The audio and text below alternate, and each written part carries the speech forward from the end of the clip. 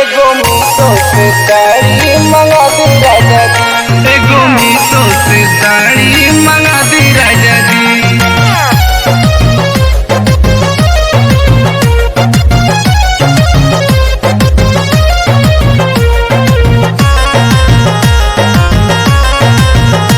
एगो मीशो से साड़ी मंगा दी राजा जी। मन करे पहने के पहिना दी राजा जी। मन करे पहने के पहिना दी राजा जी। एगो मीशो से साड़ी मंगा दी राजा जी। एगो मीशो से साड़ी मंगा दी राजा जी। लगल मनवा के ललसा पूरा दी राजा जी। लगल मनवा के ललसा पूरा दी राजा जी। एगो मीशो से साड़ी मंगा दी राजा जी। एगो मीशो से साड़ी मंगा दी राजा जी।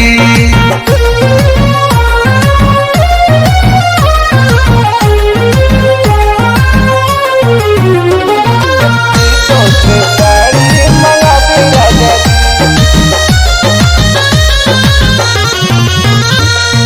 मीशो से साड़ी मंगा दी राजा जी।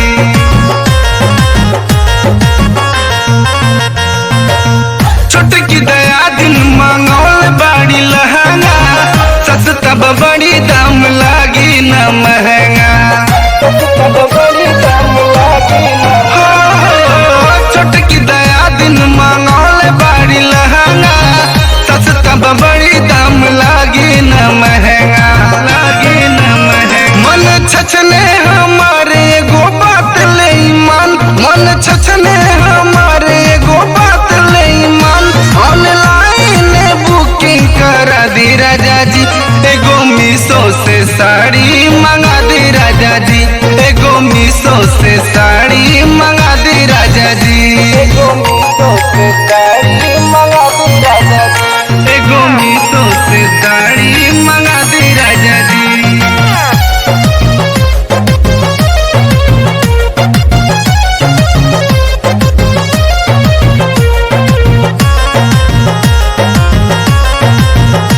एगो मीशो से साड़ी मंगा दी राजा जी।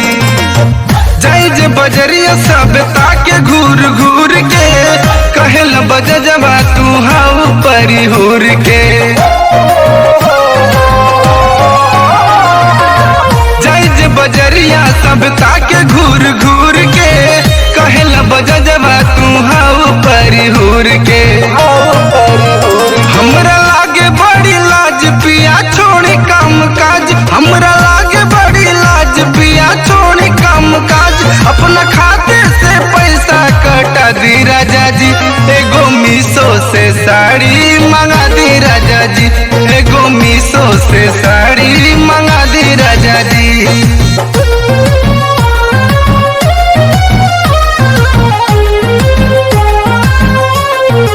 मीशो से साड़ी मंगा दी राजा जी।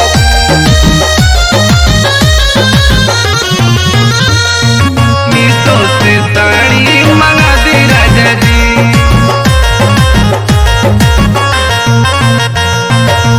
जौनपुर वाली भौजी लेवेली ऑनलाइन। वीडियो बनावेली यूट्यूब पे फाइन। हो जौनपुर वाली भौजी लेवेली ऑनलाइन। वीडियो बनावेली यूट्यूब पे फाइन। यूट्यूब पे पाई। भूख कादी रामू आज गरम करी ना मिजाज। कादी भूख रामू आज गरम करी ना मिजाज। अपना सरिता के मनसा पूरा दी राजा जी।